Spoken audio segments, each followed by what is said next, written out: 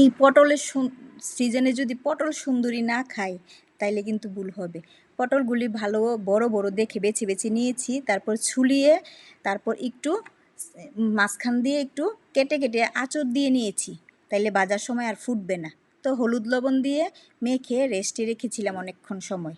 তারপর তেলে এগুলি লো হিটে ভেজে নেব সময় ধরে, আস্তে আস্তে, তাড়াহুড়া করা যাবে না, চুলার হিট বাড়ানো যাবে না।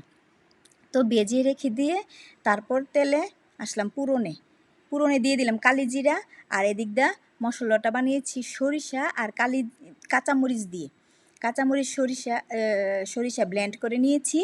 তারপর তেলের মধ্যে দিয়ে দিলাম সরিষার বাটাটা, আর একটু লবণ আর একটু হলুদ দিয়ে কয়েকটা কাঁচামরিচ দিয়ে দিলাম, দিয়ে এটাকে কষিয়ে নিব।